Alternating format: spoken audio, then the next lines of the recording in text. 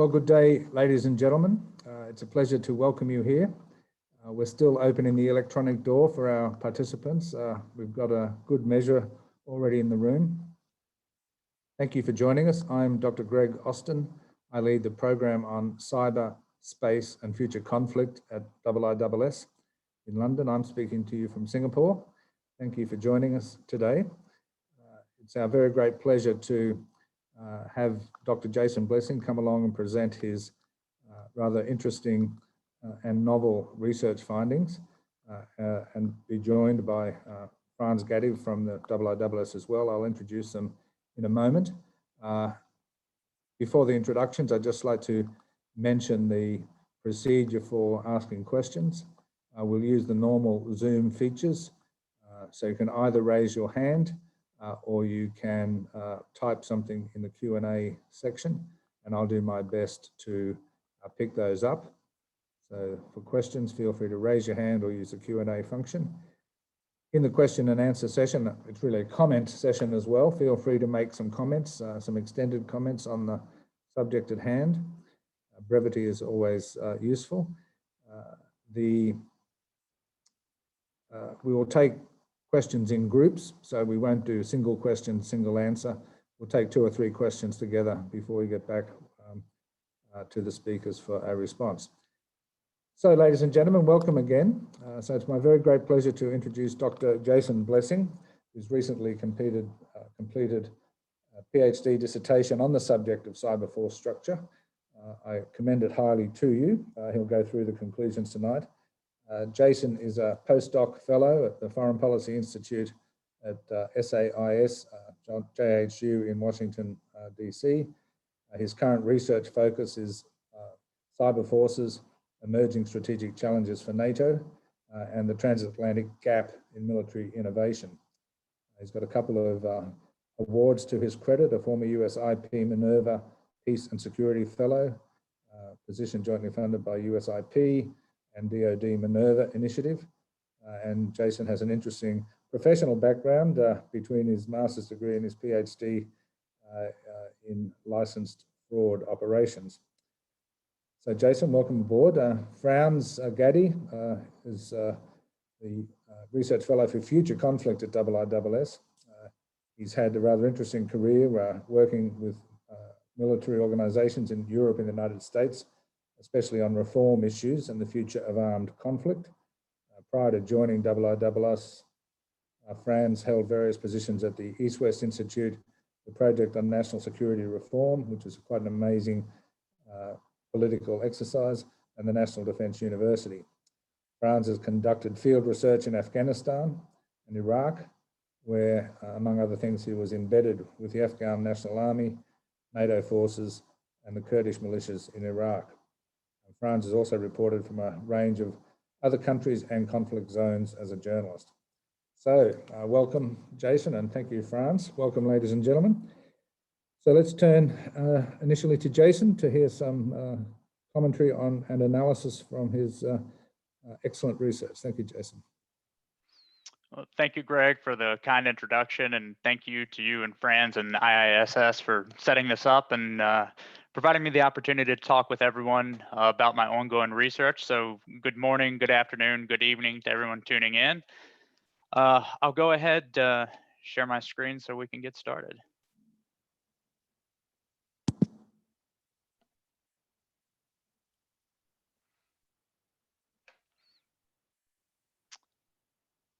All right, so my ongoing research, as Greg mentioned, is on cyber force structure and how it's been implemented in militaries over time. So what I'd like to go over today, this talk will have really 2 main goals.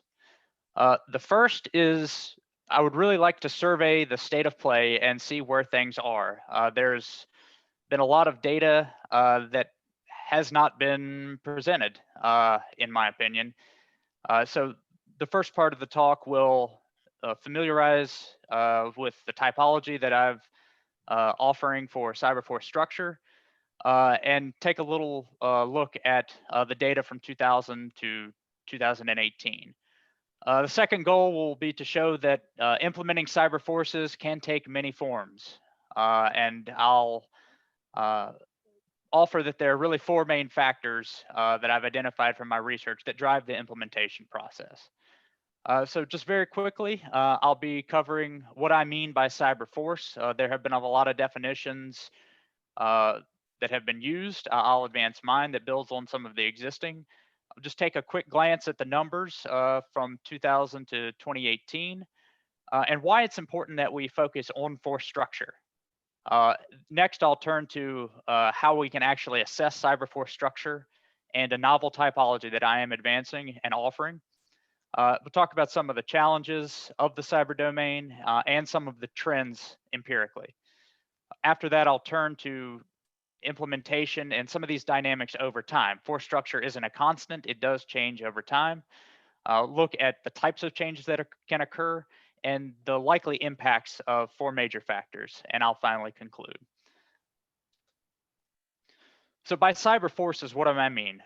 I mean that cyber forces are active duty military organizations, and these active duty military organizations have the capability and the authority to direct and control strategic computer network operations.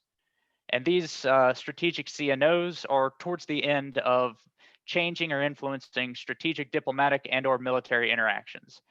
So it's casting a pretty wide net, and the strategic computer network operations, they can include computer network defense, computer network exploitation, and computer network attack.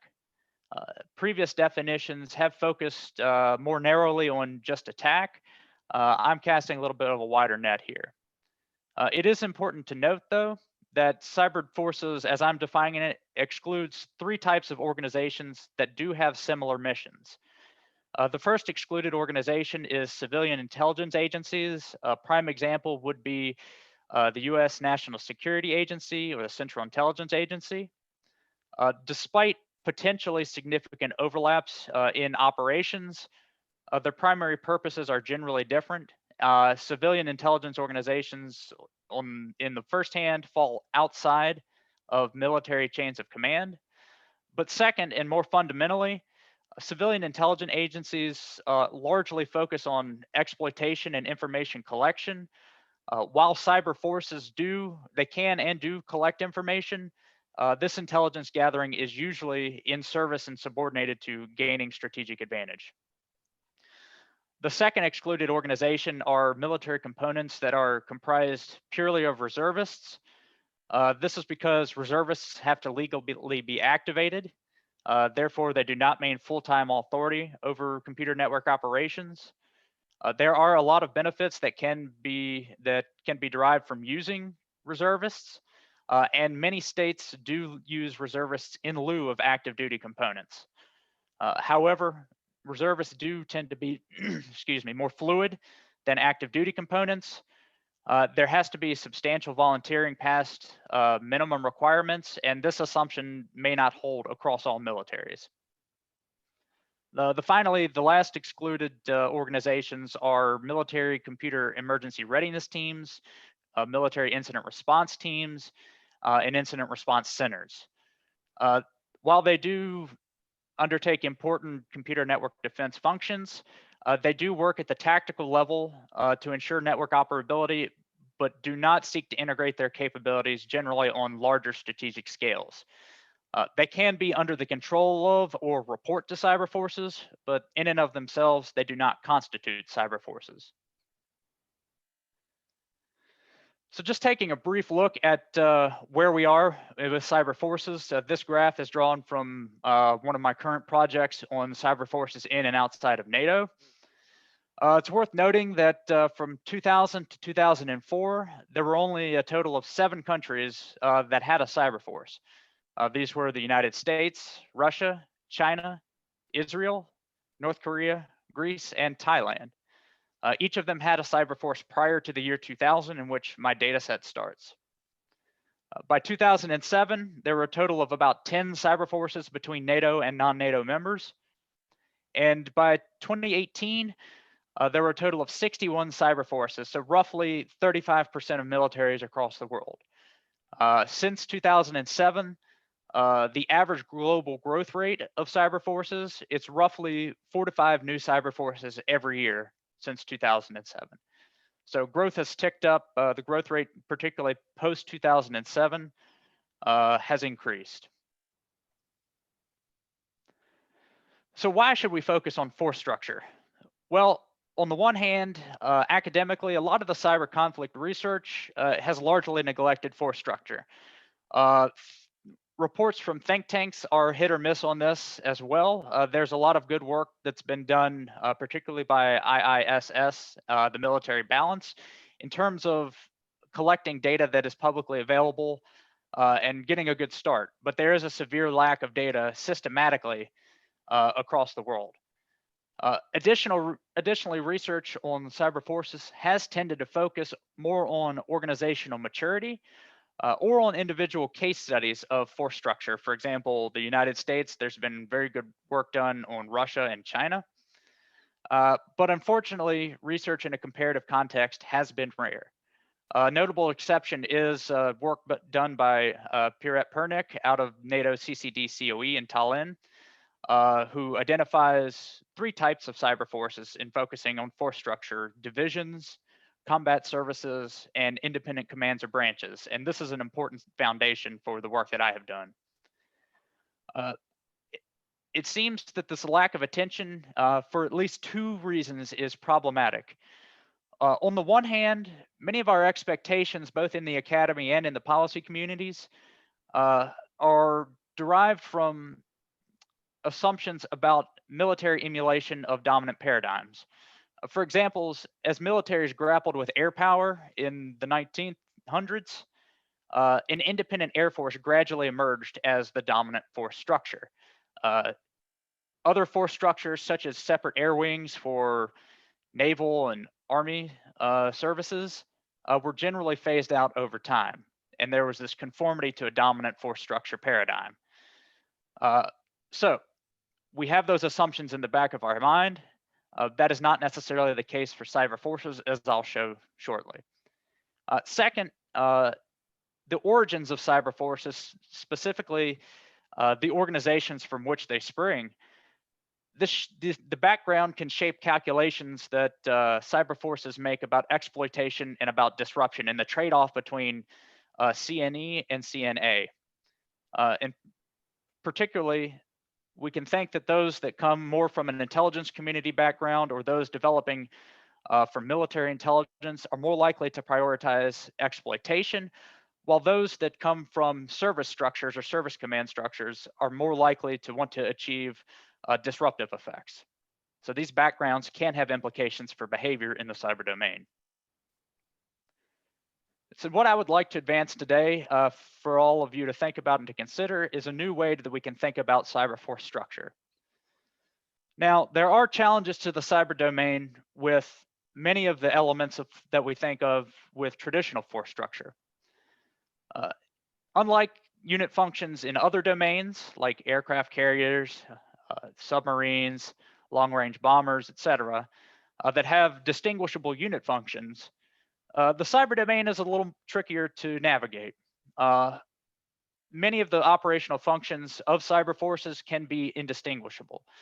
For example, both attacking a network and defending one's own can rely on intrusions to an adversary's network that can exploit or achieve effects, disruptive effects.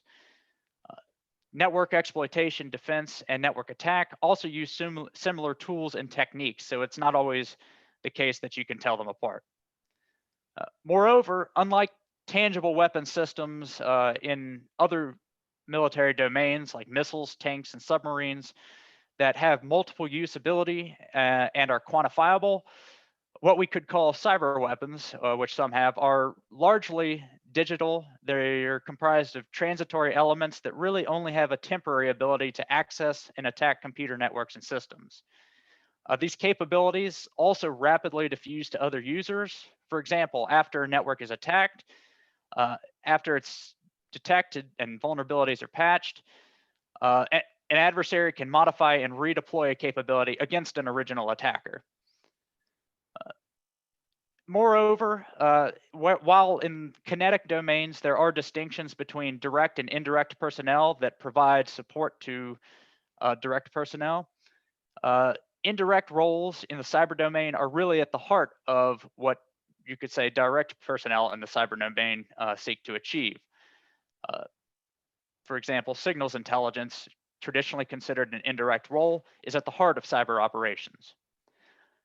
And finally, and more problematically for comparative research, there is inconsistent documentation and much data remains classified across countries on cyber forces. So these are just a sample of the challenges of assessing force structure for the cyber domain. In light of this, what I would like to offer is two dimensions that we can classify cyber force structure. These two criteria are organizational model and scale of command. These both provide insight into cyber forces' internal organization and how command structures relate to existing combat and combat support structures across the military. Organizational model helps define combat service membership in a cyber force and how these components relate to one another, and how the cyber force relates to, more broadly, existing commands across service and non-service structures. The scale of command helps us and provides insight into the delegation of authority and responsibilities across hierarchies in the military. And it can also provide some insight into the ways in which we can think about integration with other mission areas. As the figure shows, there are three potential models for organizing cyber forces: a branch model, a service model, and a joint model. Branch models are primarily logistical or in military intelligence. There can appear as military intelligence agencies, signal corps, etc. Service personnel can staff branch models, but these models tend to fall outside of service chains of command. Conversely, service and joint models are within service chains of command. Under a service model, one combat service co-ops or has primary authority over cyber missions, while service models can be staffed with other combat services. They fall primarily under command of one service. The joint model entails the shared distribution of authority of cyber network or computer network operations across multiple services. Scale of command can be classified as subordinated, subunified, or unified. And when we combine these, we get 9 distinct force structures. And I would be happy to, in the Q&A, we can dive a little bit more into this, particularly if Franz has comments on the typology. But what I would just like to say is, for example, just a quick rundown of each. A subordinated branch are generally non-service communications divisions, signals intelligence units, or military intelligence agencies that integrate CNOs into existing structures. Subordinated commands across the board tend to integrate into existing command structures. Subordinated service generally appears as a single unit within a combat service, and subordinated joint units tend towards issue-driven task forces that report to subunified or unified existing command structures. Subunified cyber forces are generally the creation of a new component command. At branch levels, these are generally under directorates, a new command under a directorate. At the service level, it's a new component command that has a new that treats the cyber domain as a new mission set. And subunified joint usually reports is a new component command that reports to an existing joint combatant command. Unified structures across the board are new, independent, freestanding cyber force commands. A branch, service, and joint, I'll dive a little bit into each of those later on in the talk. So just to look at some trends that we have from the typology, using this to see how, assess the growth of force structure over time. As indicated by the first figure that I've shown earlier in the talk, We've seen an increasing amount of cyber forces over time. However, this has also been accompanied by increasing variation in the organizational model. So what this means is that our expectations, particularly of a dominant force structure paradigm emerging, they don't hold up with the data. The data show that while the branch model has been the most utilized force structure model over time, that has proportionally decreased as we see over time increases in the utilization of both the joint and the service models. Additionally, if we look at the share of commands across cyber forces, from 2000 until 2009, all commands were at the subordinated level. However, there has been a slow trend towards or away from subordinated commands and an increasing prevalence of subunified and unified commands. For instance, we see the first subunified command appears in 2010 with South Korea's Cyber Command, a subunified branch, and US Cyber Command as a subunified branch. We don't see unified commands appear until 2012 with Norway's Cyber Defense Force, a unified branch. However, slowly over time, we can see that there have been changes in force structure away from a subordinated command. So some of the top line takeaways from the increasing model variation over time, as well as the increasing variation in command scales over time. On one hand, there is no dominant organizational model that has emerged. There is no single approach to cyber force structure. There is increasing variation over time, and this indicates that really states and militaries have implemented cyber forces in ways that fit local conditions. Notably, the cyber subordinated branch force structures have been the most prevalent over time. However, this is by no means the predominant force structure. The data indicates that as new cyber forces have been created and existing ones have been elevated in their commands, the relative use of this force structure has declined. So any claims that we could make of a dominant force structure, the ability to make that claim has diminished over time. Notably, there are, as of 2018, there were 17 unified commands, but this is by no means a trend towards a unified joint command, as we only have 10 with 5 unified branches, and the rarest force structure that we have had is a unified service. There are 2 unified services that were achieved. The Chinese reorganization into its new support service and the German Cyber and Information Domain Service stand as the only 2 examples. Now, while this typology and the data is important to survey the field, it is static. It doesn't really give us a sense of change over time. And as we know from other domains, militaries can and do change their force structures over time. Cyber force structure is no exception. 2 examples that I have worked on the most provide a little bit of illumination. The first is the United States cyber force structure and Estonia. So in the US, prior to, that should be actually the 1980s, forgive the incorrect date. Prior to the 1980s, the US had no cyber force. Its first force was a subordinated branch with the Joint Task Force Computer Network Defense. That was functionally under the operation of Defense Information Systems Agency, DISA. Force structure was changed when the authority was transferred away from DISA in 2000 when Computer Network Joint Task Force changed hands.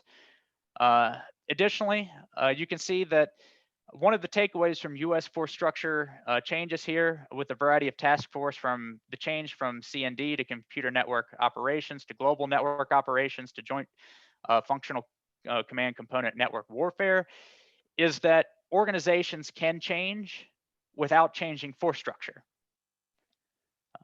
The additional force structure change occurred with the creation of US Cybercom in 2010. And its elevation in 2018, its formal elevation, resulted in another force structure change to a unified joint command. The second takeaway that we can tell from US force structure is that force structure can also change without having organizational name changes. A second example comes from Estonia's cyber force structure. Prior to 2009, there was no formal cyber force. After 2009, that function was, the function of a cyber force was played primarily by the Strategic Communications Center under the Support and Signals Battalion until 2018, with the official creation of Estonian Cyber Command as a unified branch outside of Chains of Service Command in 2018. What this shows us is that implementation is really a moving target. And the case I would like to make is that implementing a cyber force is really a process, and it's a mistake to conceive it as a binary success or failure outcome. For example, there are a variety of changes that can occur to cyber force structure, just like with any other domain. Cyber forces can be implemented either in a limited fashion or via large-scale organizations. For example, two large-scale organizations, one that stands out is the Chinese consolidation of their cyber efforts. Previously, for example, with the General Staff 4th Department, that and the 3rd Staff General Department were consolidated into the Strategic Support Force as part of their large-scale ongoing military modernization efforts. And another notable example is the consolidation of cyber efforts in Germany, moving from the Department of Computer Network Operations under Strategic Reconnaissance Command to their Cyber and Information Domain Service, created or initiated in 2016, solidified in 2017. Organizational models can also be changed or modified with or without changing scales of command. Again, an example of this would be Germany's move from a subordinated branch to a unified service construct. The Netherlands also provides an interesting example. Initially, their Defense Cyber Command was under sole authority of the Army. I believe in 2018, it was moved to directly report to the top military official instead of via Secretary of the Army. Existing approaches can also be elevated by expanding commands of existing approaches. For example, the elevation of US Cybercom, a force structure model, the joint model wasn't changed, but it was expanded from a subunified to a unified command. Another example is Brazil building off of its Cyber Defense Center nucleus under the Army to create the Cyber Defense Command under the Army control. Another notable point is that failure can be relative when we think of implementation as a process. For example, you can initiate you can have a cyber force in place, and failure can mean not that it's reverted completely to not having a cyber force, but that any initiatives that you're trying, whether it be consolidation, changing organizational model, or expanding a command, it can fail. A prominent example of this, of relative failure, is the failed merger of Israel's Unit 8200 with its C4I directorate in roughly 2015. But also failure can be relative in the sense that some of the work I have done in the US context with the Air Force's attempts to create Cyber Command Provisional to change US force structure to be dominated more by a service approach than a joint approach. Ultimately, when we think of implementation as a process, it brings to the forefront the fact that new technologies and new practices are ultimately implemented by people and the organizations in which they work.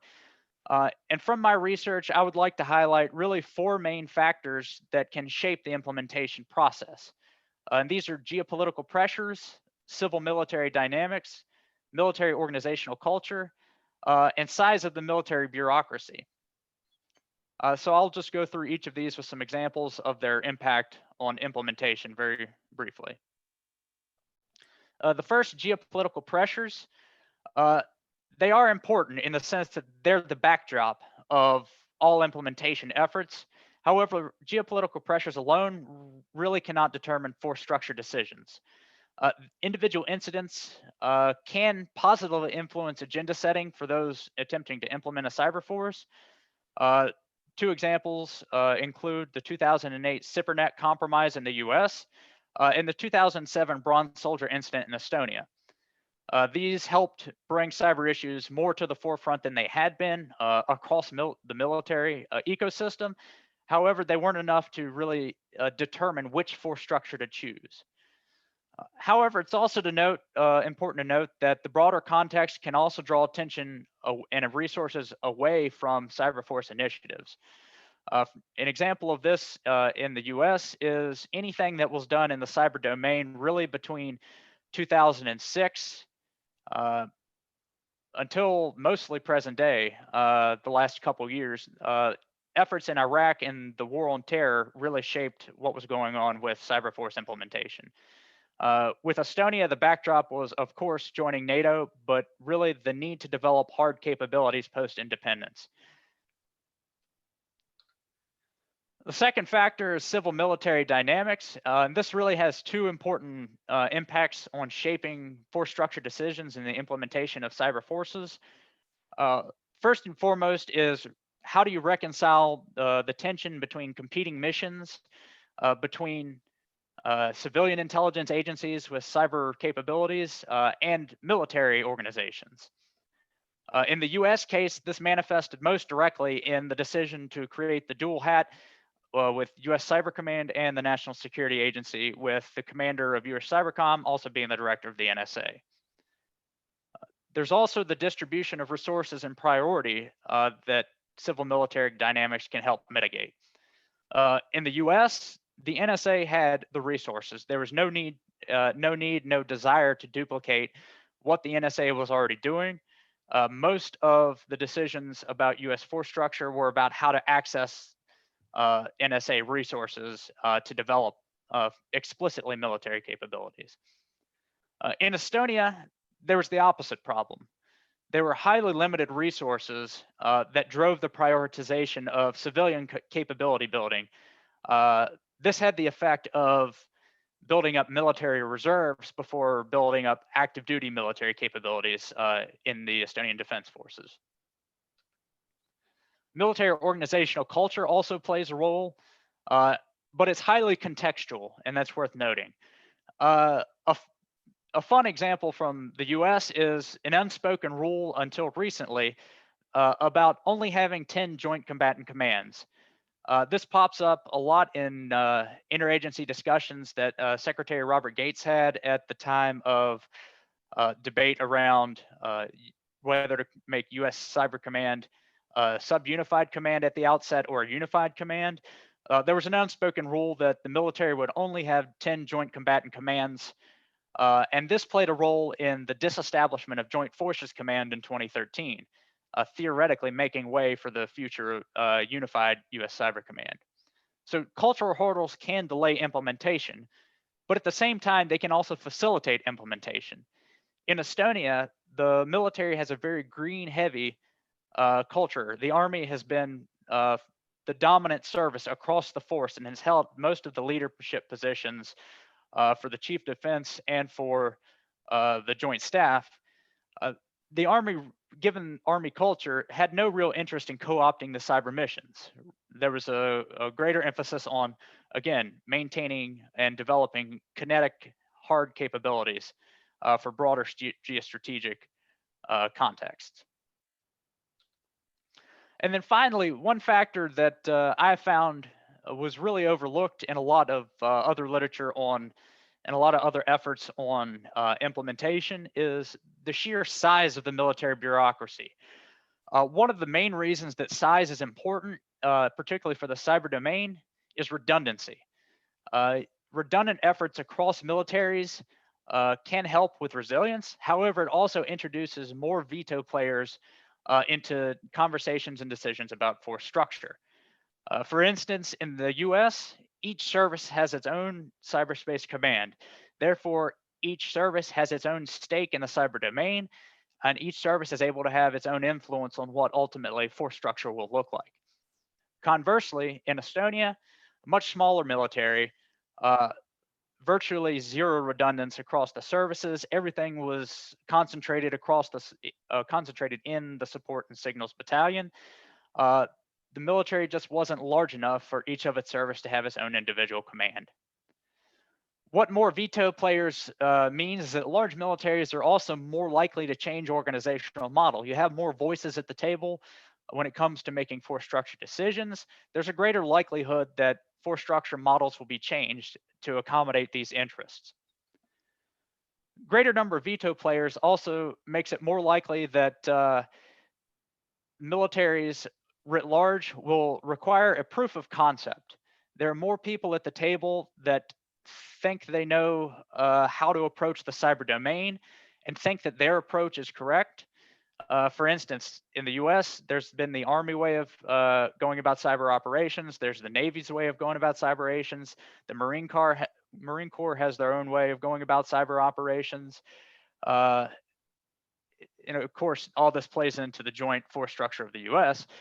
But proof of concept becomes much more important in larger militaries. And in the US context, Operation Glowing Symphony against ISIL really helped to show that there are kinetic and support effects that can enable operations across domains in a way that helps other commanders understand the placement and the context and how they can utilize cyber operations towards their own operations in other domains. This is less important in smaller militaries. There are fewer players, and it may be it's a little easier to get buy-in when there are fewer people at the table. All of these factors mean that larger militaries tend towards incremental implementation, despite having greater resources generally at their disposal. Conversely, smaller militaries, they're better able to take more wide-ranging and ambitious implementation, but the caveat is they are handicapped by resource constraints. So the conclusions that I would like to draw and sort of top line points to take away from this talk is not all cyber forces are cyber commands. The language that we use is important. Cyber commands, if we think about it in a strict sense, can really incorporate joint combatant commands, but there are a variety of other commands that we need to take into account, a variety of other force structures. And this is important because force structure is a key part of a lot of net assessment efforts. And I would like to offer that this typology is a novel way to think about cyber forces and assess cyber forces, and to begin to think about capabilities and force structures, capabilities and behavior in the cyber domain. Importantly, my data shows that states have tailored cyber forces, both the creation and the implementation, to fit local and political and military conditions. These things don't happen in a vacuum. It's a rare instance that force structures is just imported from international sources and mapped onto militaries. Generally, cyber forces have been grafted onto existing military command structures. And finally, one of the interesting takeaways from my broader research that I don't mention here, but is in my dissertation and in some other work, is that policy entrepreneurs can really facilitate implementation efforts by navigating these four factors that I've identified. And there are some interesting examples that maybe in the Q&A we can get to and will help address some of your questions. But policy entrepreneurs do play an important role in connecting these four bureaucratic and political forces. So with that, I think I'll surrender my time, and I appreciate all of your attention. Well, thank you, Jason. I think that's a very interesting walk through your research. A couple of very important conclusions that you've offered there for the work of the IISS as we go forward with our analysis, net assessment, and even our database work. So thank you very much. We go now to Franz Gady. Franz, your comments and questions. Comments. Thank you, Greg, and thank you very much, Jason, for a really excellent and very insightful presentation. I took lots of notes here, so I hope I'm going to make sense here. So Greg asked me to briefly comment on the implications of Jason's research for future conflict. And as you were doing your presentation, I thought about three main points here that perhaps I would like to raise in this context. I guess my first thought was that when I think about what you just said, I actually want to ask or pose a question, and I have to say that I don't have an answer to it. But I think it's really striking when it comes to future conflict, and that is really, what is the next organizational evolution after unified combatant commands / cyber commands in general? Because clearly this is not the end point here. We're moving into a different direction at some point in the future. So I was just thinking about that. How do we really come up with a new organizational structure in 10, 15 years down the road? What is sort of the time frame here for a new structure? And I think what you did here, Jason, in your research, and I mean, your main point here, that the implementation of cyber forces is really shaped by organizational size, is really a crucial one here, and an important one. Particularly your point on one of the last slides that bigger militaries or bigger military organizations really tend to focus much more on the bureaucratic integration, if you call it that, of cyber forces, while smaller militaries like the Estonian case really focuses much more on operational concerns. And I think this is a really great insight and should be of interest to all of us. And my immediate question here was really, to what degree does this focus on bureaucratic integration among great powers or militaries with many more resources than other organizations, how does this really hamper military effectiveness at the operational level, right? Because I do think what one can automatically see where this is leading to, right? If you focus too much on this bureaucratic integration into service competition and so forth, as has been the case in the United States with many projects and new programs and new capabilities, then of course, this can create vulnerabilities to a certain degree, and also can lead to a certain inflexibility when it comes to force planning for future conflict. And of course, a smart adversary can really exploit this and use it to his own advantage. And I think what would be really interesting to see is really the organizational evolution in countries such as Russia or China, great powers, right? And then contrasted maybe with the history of cyber forces in lesser powers such as Iran, just to maybe perhaps move away from democratic Western militaries in this discussion.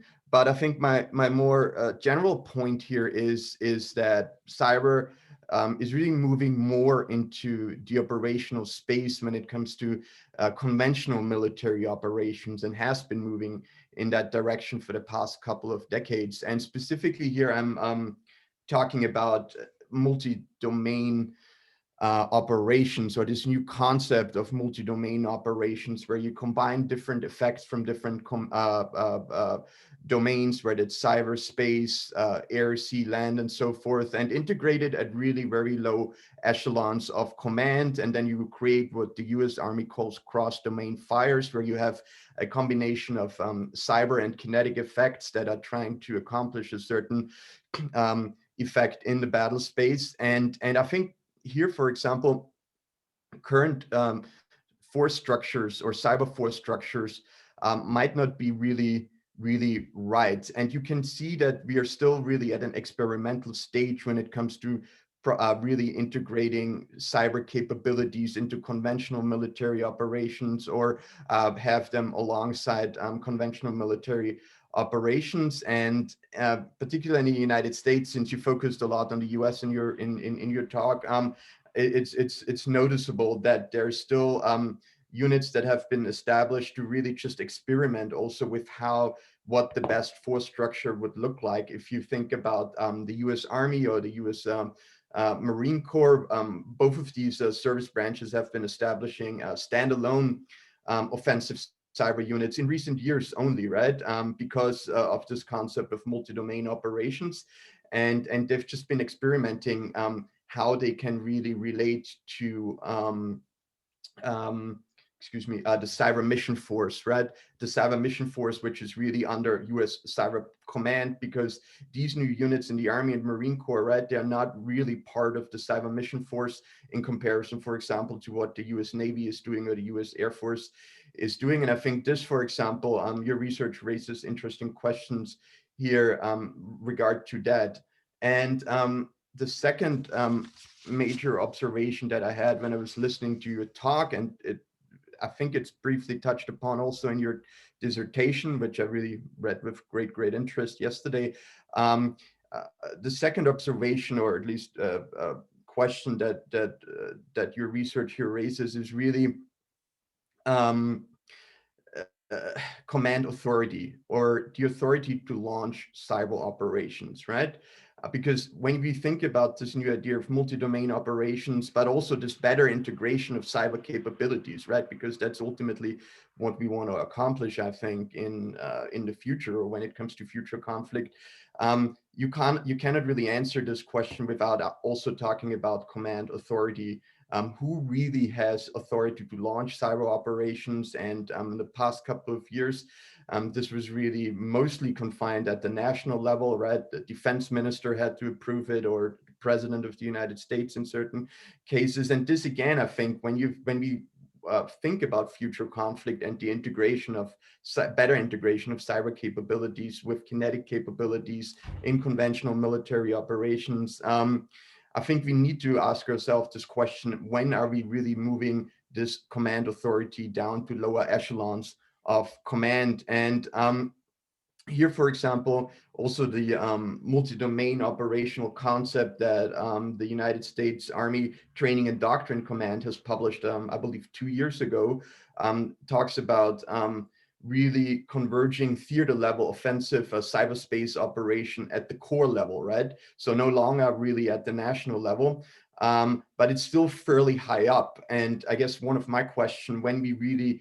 think about multi-domain operations and integrating all these capabilities better, and also think about a proper force structure, I think this really means that command and control for offensive cyber operations really resides at a still very high level. And I think this sort of runs contrary to one of the major premises of multi-domain operations, which is really flexibility and this idea that you want to exploit opportunities in the battle space, and also really mission command and so forth.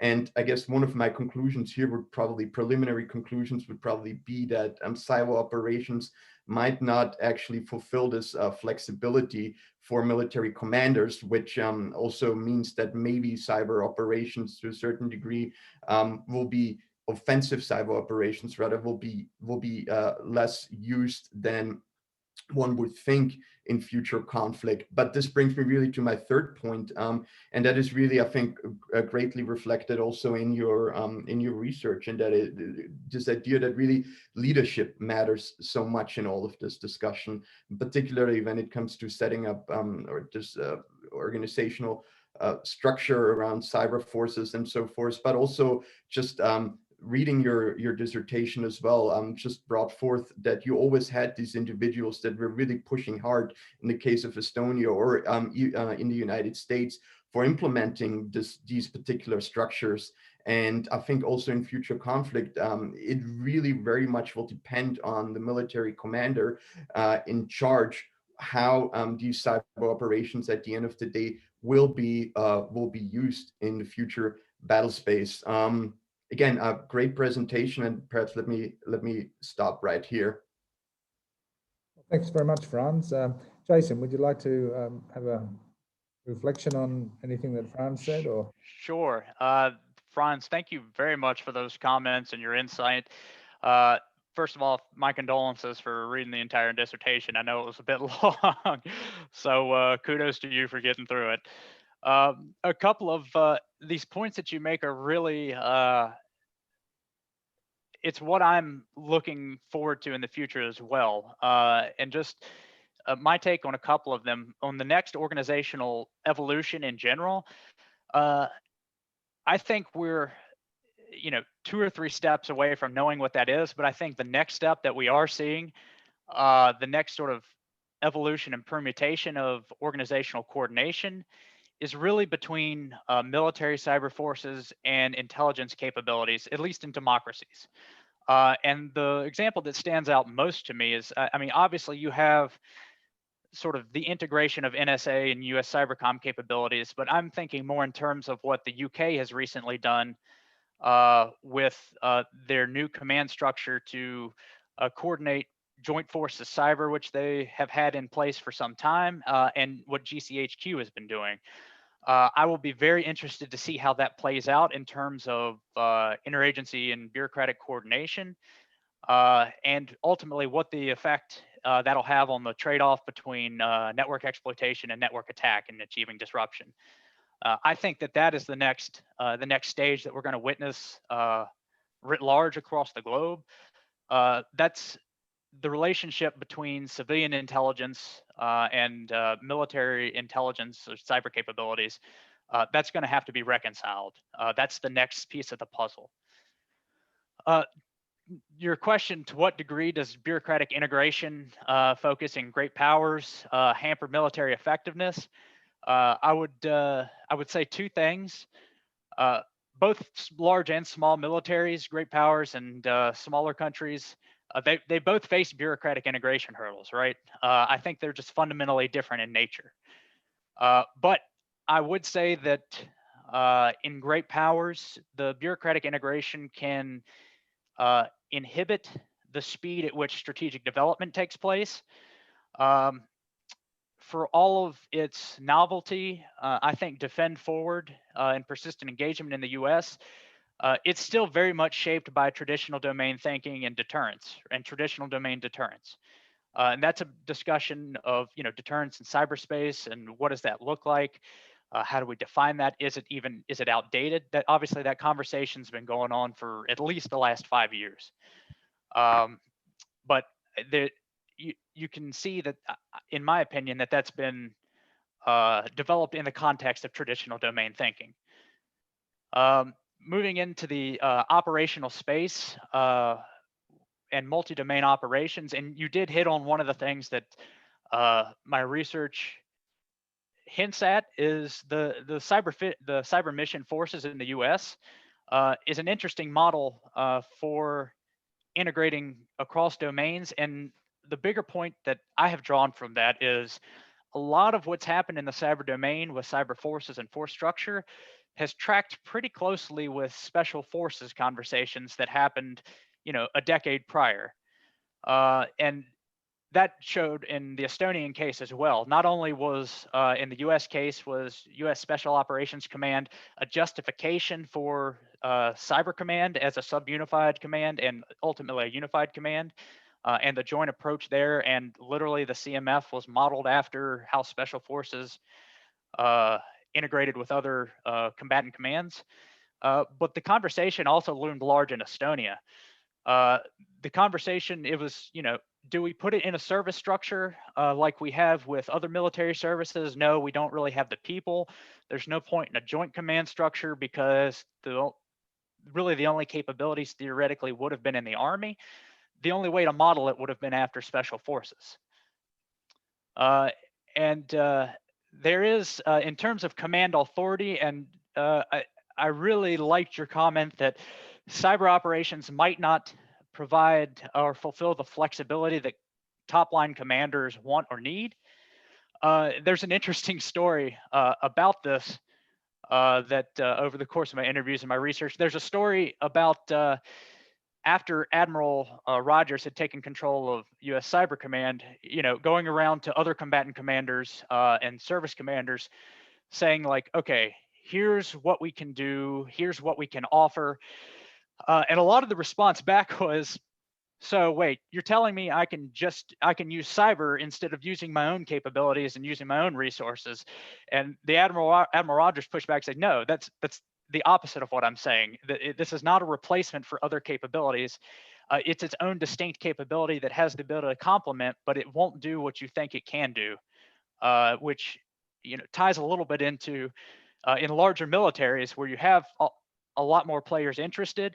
You have to provide a proof of concept of your organizational vision and what you see the role of that capability playing in integrating with larger military operations. So that's sort of my quick takes on your points there and sort of what I would have to offer back. But I really think that these comments are fantastic. Well, thank you, Jason. That's excellent. I've got many questions I could ask. There's a couple in the Q&A. Ladies and gentlemen, could I invite you to raise your hands if you'd like to make a comment by voice? Otherwise, we will take whatever questions we have in the Q&A.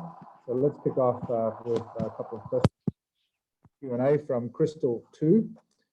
Thank you for your presentation, Jason. She's asking if you have any evidence or examples or different ways in which countries might assess the effectiveness of their cyber forces. What did you encounter in terms of how countries evaluate their cyber forces? Thank you. And the second question, which we can probably take at the same time, is how much impact did the formal declaration of cyberspace as a domain of operations, how does that sort of formal declaration impact on force structure, or does it run in parallel? That's from Peter Madsen. Thanks, Jason. So thank you, Crystal and Peter, both for your questions. I'll take them in reverse order. For Peter's question on the declaration of cyberspace as a domain and the formal declaration of countries to say we have a cyber force, you don't necessarily make an announcement that that's the case, but through internal documentation and et cetera, announcements such as these play two roles. On the one hand, we can take the example of NATO declaring cyberspace as an official domain of operations in 2016. That provided, in the Estonian case, that provided momentum for entrepreneurs within the defense ecosystem to actually get others behind and get resources allocated to building out the Estonian Cyber Command. So in the case of the NATO declaration, you can make the link that for smaller countries, it provides a justification to divert resources to the cyber domain where there may be resistance from services operating in other domains, on the one hand. On the other hand, for great powers, it's formal declarations of cyberspace as a domain, a little less of an impact. I'm sure that prior to, the Russians or the Chinese do not need to announce that cyberspace is a domain for operations if the US understands that they are carrying out operations, and vice versa, right? The US doesn't need to declare it an official domain of operation for others to know that it's there trying to achieve effects. So I would bifurcate the effect between smaller militaries and larger militaries. One area where individual countries declaring cyber forces, the impact that that has on others, and sort of the interdependence across the international system, it can be a source of not only intelligence assessment, but also a point of discussion between allies, right? There's information that I cannot publicly share, but initiatives from one state can offer a point of negotiation and assessment and discussion, and can spur discussions between military officials of different states and between military officials within their own ecosystem. So it offers a point to assess and think about the trade-offs of organizational models, for instance, in determining what your own force structure should be in discussions within your own defense system. In terms of evidence of assessing effectiveness, this is one area, assessing the effectiveness of different force structures, or just assessing cyber forces writ large. This is an area that has made, in my opinion, very little advancement. In the US, when Keith Alexander was heading Cybercom in the NSA, really around 2008 and 2010, the knee-jerk reaction that Alexander noticed was most people's reaction to Cybernet compromise was, okay, in order to understand the impact of an operation, let's count the number of systems affected. So the response was basically, let's do a head count of our systems and computers that went wrong. And one of his points was, that's not the way we should be doing this. That's not the way to think about effectiveness. And I still think what you're seeing with US Cyber Command now is what little rigorous sort of after briefings of operations is how many computers did we take down? How many systems did we affect? And this was the case with Glowing Symphony as well. There's more of a focus on traditional kinetic size of things that don't necessarily capture effectiveness in the cyber domain, which is a moving target. So that I think that's an area that both academics and policymakers, we need to start coming up with frameworks for assessing evidence of effectiveness. Thank you, Jason. So we have a raised hand. So we'll ask Adrian Calderoy for his question. Then we'll go to Anthony Curry's question in the Q&A. Go ahead, Adrian, please. Hi, fascinating. I'm picking up on a couple of points here. One is that the comment you made about traditional domain thinking, and the second was the counterpoint, which came back from Jason on is who's got the authority to launch attacks. Is we're thinking here a lot in traditional lines, is why this? When you look at what's happening inside the cyber domain area at the moment, cyber structures, a lot of this is like the early days of the internet. Lots of different ideas happening all over the place, and it took a long time for it to evolve, and it's still moving very fast. You look at the way corporate structures work; they evolve very fast. They actually rely on having a lot of flexibility inside them in order to be able to move fast. You look at some of the things happening with non-state armed groups, is those change remarkably fast in order to adapt, and they can find their ways around the side of major militaries. So where's the big assumption that big is best? Okay, thanks, Adrian. Let me just vocalize Anthony's question. Anthony's asking about the relationship between the development of individual leadership by individual states of cyber operations, or whether a different sort of effect can be achieved with collective alliance-led operations. So 2 questions for you, Jason. Thanks. Great, thank you both for your questions. In terms of, yes, there are lots of ideas moving fast in cyberspace. And I wouldn't say that I'm making an assumption that big is best. I think I'm making the assumption that big and little have different challenges when it comes to cyber force structure. And I think playing into the lots of moving pieces in cyberspace, yes, but when it comes to military bureaucracies, the only thing harder than starting a new organization is getting rid of one. The only thing harder than starting a new initiative is getting rid of an old initiative. So I do anticipate that these force structures will, at least the basis that underpins and the logic that underpins these force structures, for better or for worse, they will be around for some time. Military bureaucracies tend to persist.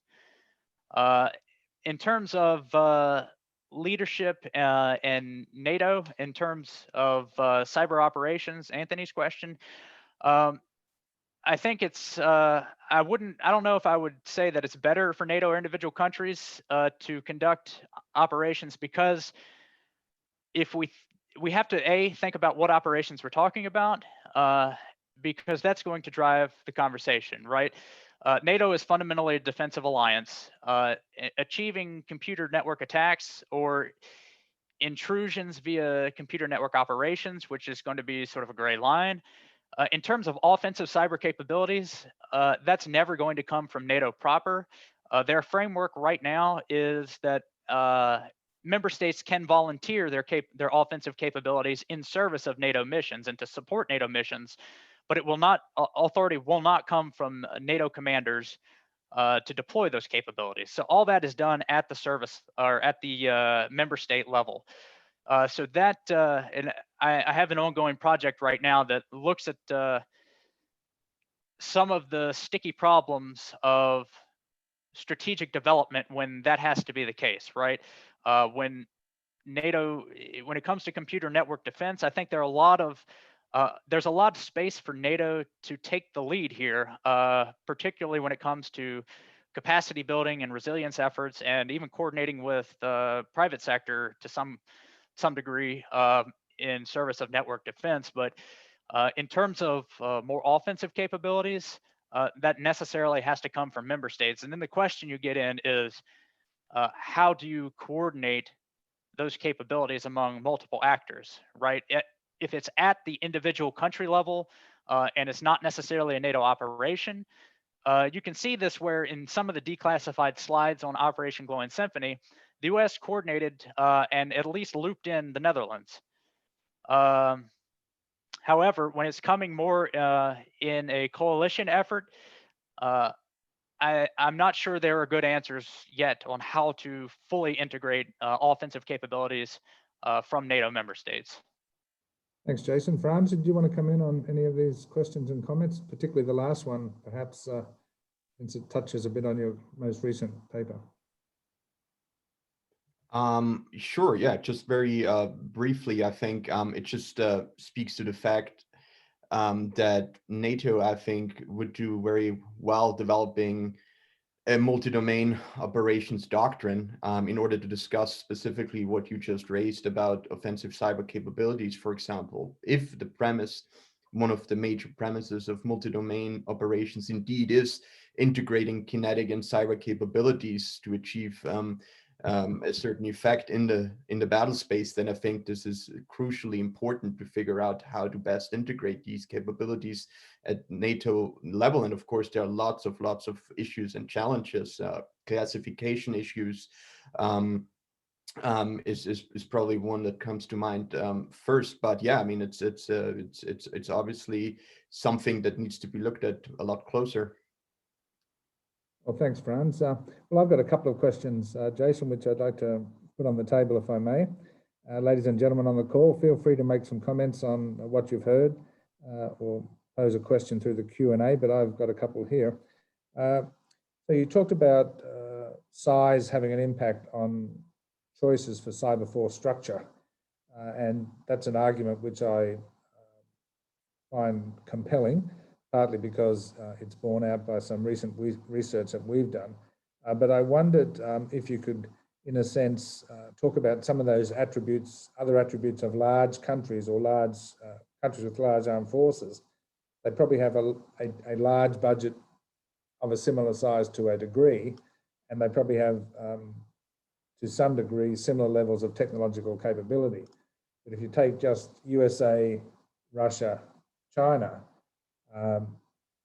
you might say, oh, well, they all have large militaries, but the Russian military budget is not as good as the United States budget, and it's not as good as the Chinese military budget. And then if you look at, say, the technological level of those three large countries or large armed forces, they're different again.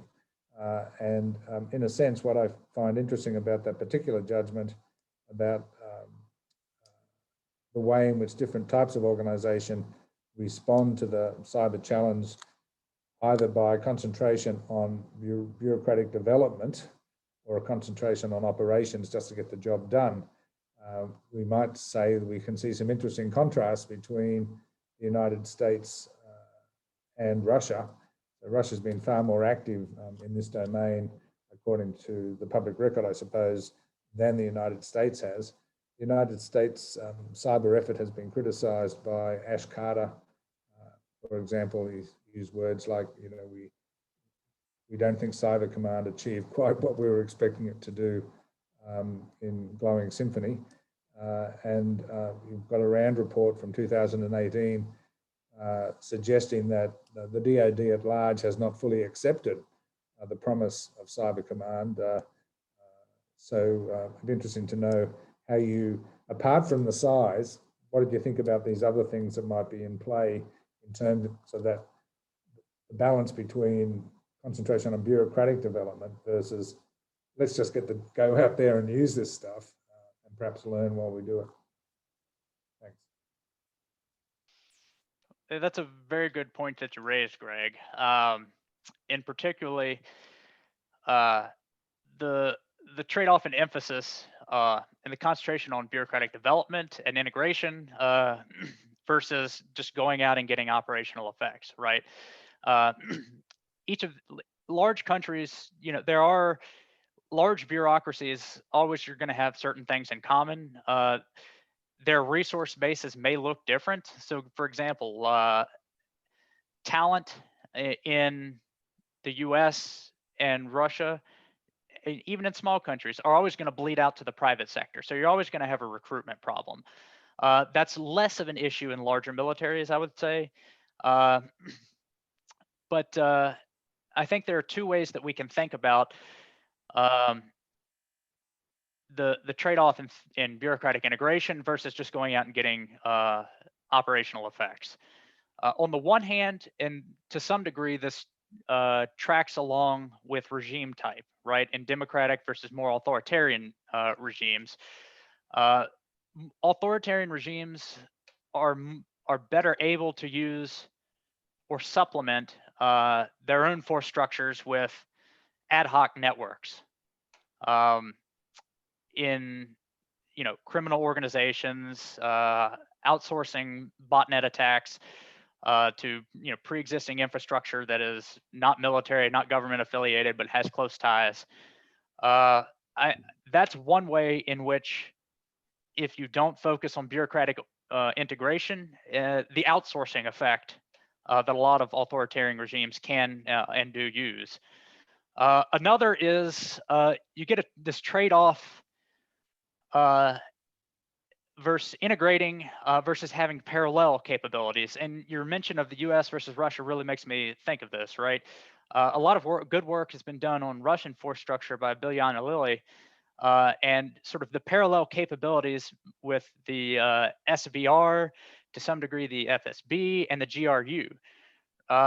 Having multiple lines of effort means that you can achieve more effects more quickly if you desire. Whereas if you focus on more on bureaucratic and strategic integration, you have to shoehorn the types of effects that you're going to get into larger, longer processes. But there are drawbacks to both, right? If you focus on bureaucratic integration, sure, you may not be able to achieve the immediate or quicker effects operationally, either, on just purely giving orders or on a longer time horizon with just achieving independent effects. But you have the capability and the possibility of, and Franz, I'd be interested in what you have to say on this. You have the capability and the possibility of achieving greater long-term effects through multi-domain operations if you have all the bureaucratic pieces in place. Conversely, if you focus more on operational effects, to some degree, like the Russians have done, without the bureaucratic integration, you can have severe bureaucratic competition that can hamper your long-term ability to create strategic outcomes or shape strategic outcomes. And if you don't reconcile that bureaucratic competition and bureaucratic infighting, which is notorious in the Russian context, in the US as well, right? But there are legal structures in place with Goldwater Nichols to make sure that that gets ameliorated. So really, I think the trade-off comes in terms of if you focus on operational effects, that is absolutely going to be a benefit, I think, in the short term, but in long-term, shaping long-term strategic outcomes, you're hamstringing yourself. Conversely, if you focus on bureaucratic integration, it's going to be a headache trying to get anything done in the short term, but I think in the long term, you increase your likelihood of success. Thanks, Franz. Did you have anything to add? Actually, let me think about this for a while before saying anything. It's a really, really great point, and I just need to reflect on it for a bit. Thanks. Well, colleagues, any further questions from the participants? I've got a list of many, so I'll press on for the moment. Oh, there we go. We have one more. Let me just take it from the question from no. I can't see a new question.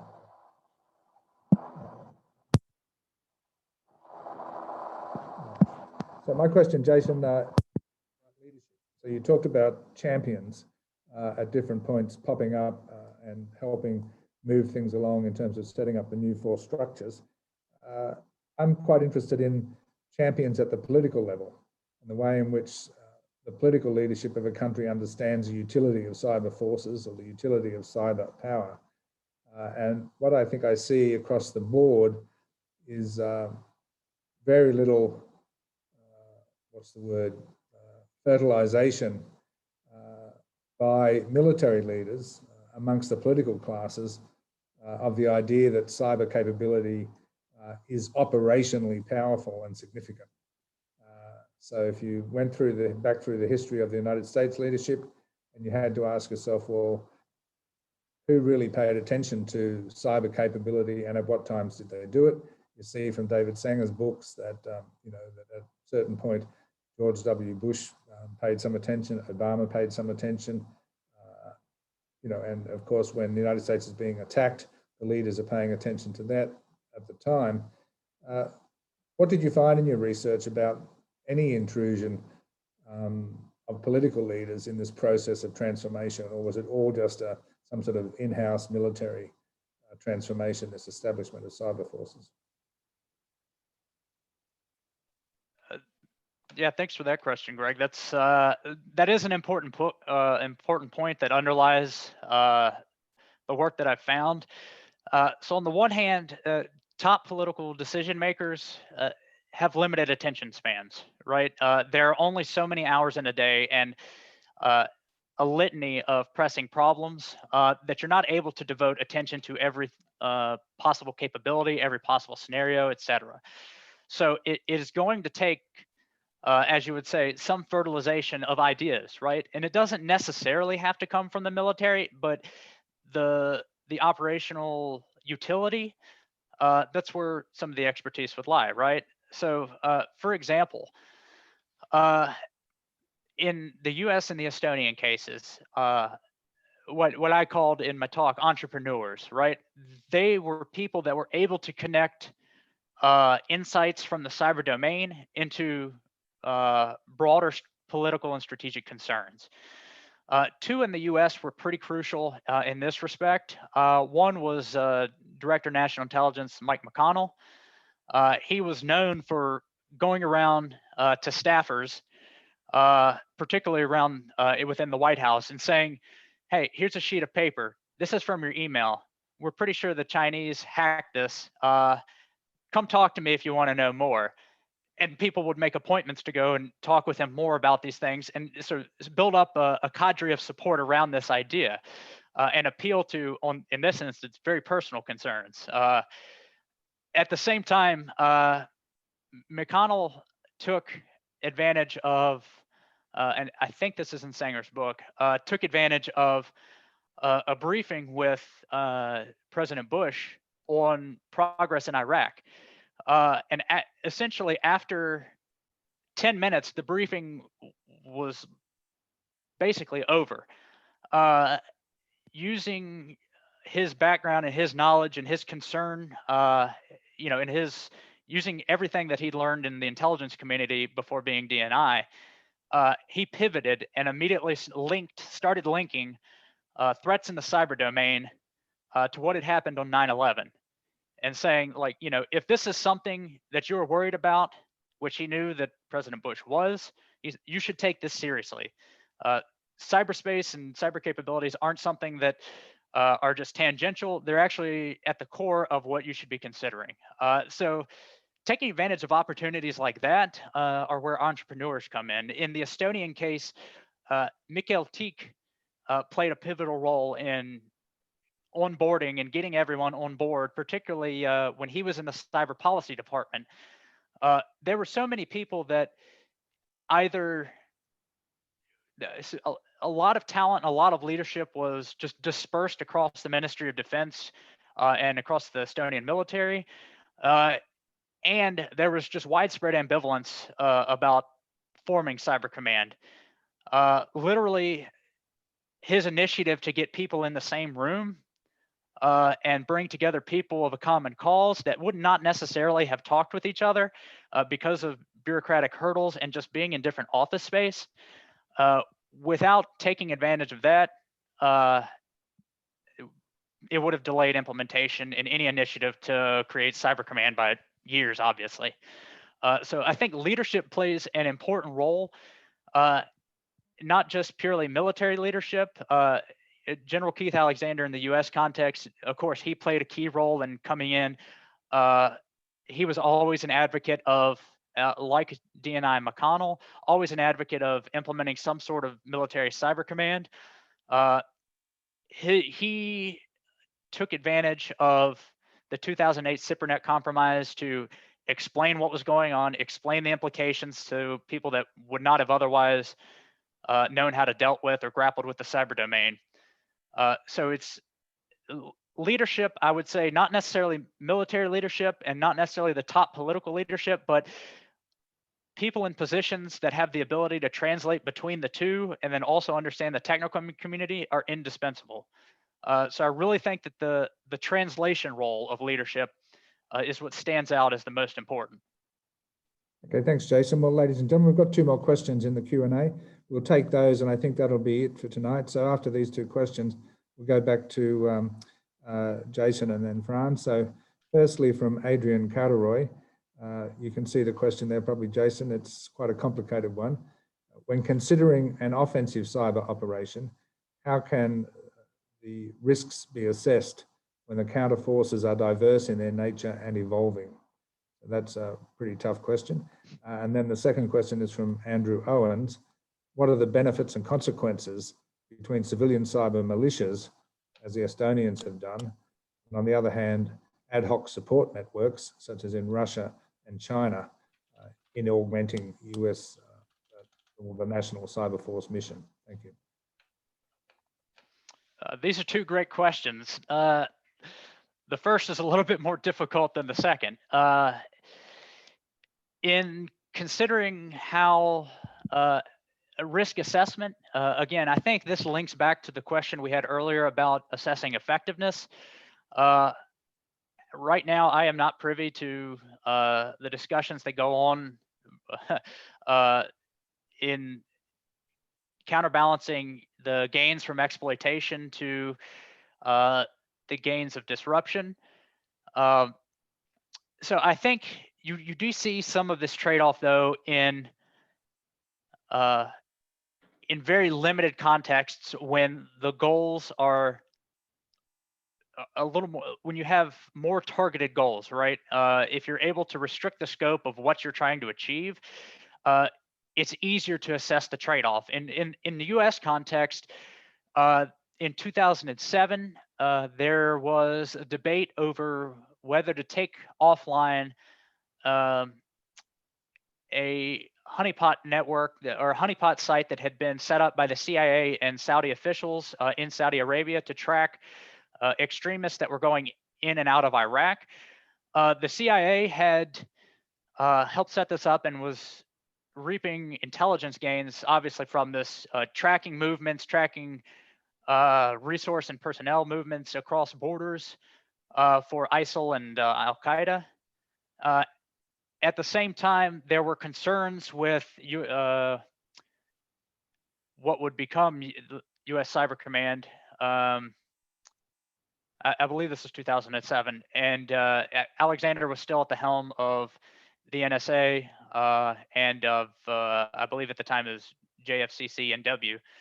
Um, the discussion, essentially everyone is in the room, and the discussion is civilian intelligence and the CIA think that it's too valuable to take down this website where extremists are communicating and coordinating and planning attacks because the intelligence gains outweigh are too valuable to lose. Whereas NSA and the military side of the house were more focused on the operations that they're planning are directly threatening the lives of American troops. Therefore, we must disrupt it and take it down, if not temporarily, permanently. Eventually, in that conversation, because of the point that U.S. soldiers' lives were endangered, that tipped the scales in risk assessment, so that the NSA and military side of the house won out in the argument, and the website was taken down. Eventually, it came back up with the CIA and the help of the Saudi officials. But that just provides a little bit of insight into risk assessment in a very targeted situation. What tipped the scales was threat to human life. Now it's a little bit different when we look at Operation Glowing Symphony, starting in 2016, targeting ISIL members. There's a little bit, again, and this goes back to mitigating civil-military relations and civilian intelligence dynamics versus military effects. Conversations and objections by the CIA delayed Glowing Symphony by about a year. Originally, I think it was planned to take place in 2015, but due to deconfliction processes and the need for deconfliction of efforts, it was delayed. And eventually, they targeted cell phones, draining batteries, took down networks, changed passwords, just made life complicated for ISIL operatives. But the nature of the goals required deconfliction with the intelligence community. So as of right now, it looks like that for offensive cyber operations, risk assessment is, particularly in the US, on a case-by-case basis, considering what aims there are. And this is one area where, for example, the Cyberspace Solarium Commission has advocated for greater interagency coordination and deconfliction.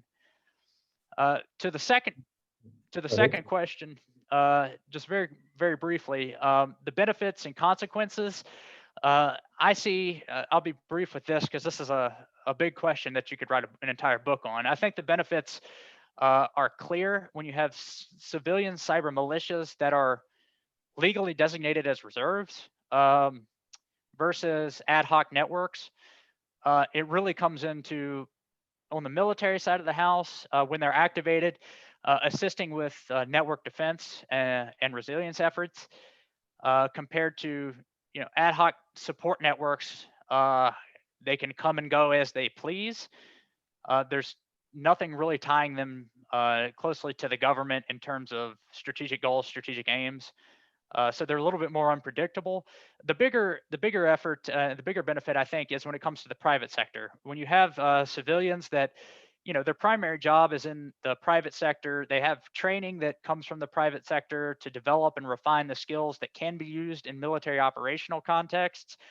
That's going to improve the resilience of civilian infrastructure and can theoretically help coordinate between military efforts and ongoing efforts in the private sector. So I think, broadly, I think that would be my answer, is that you really see the benefit come in terms of defense efforts and wider societal resilience. Okay, thanks. Jason, Franz, a final word. Thank you, Greg, and thank you, Jason. It was a great discussion. Just 3 quick points since we're running out of time. First point is, I think, crucially, I think policymakers need to understand that you can't have strong cyber defenses without strong signals intelligence. And I think this is something that a lot of policymakers are wrestling with right now, particularly here in Europe. when it comes to additional funding for signals intelligence. Also, this brings me to my second point, and that is really what you also raised, Jason, this integration of civilian intelligence and cyber military capabilities. I think that's something really to keep a close eye on. I think you're absolutely right in that regard. And my third point is, yeah, thanks for pointing the special operations angle out to me. It's something that I definitely want to investigate further as well. So thank you again for a great discussion. Well, thank you, Franz, and thank you, ladies and gentlemen, for sticking with us for this very interesting presentation from Jason on his research on cyber force structures. Fundamentally important question to the study of international security in general, and certainly to the work of IISS in this field. So thank you for your time. Please keep in touch with us on our work, and we hope to see you on our next webinar. Thank you very much. Thank you, Jason. Thank you, Franz. Thank you.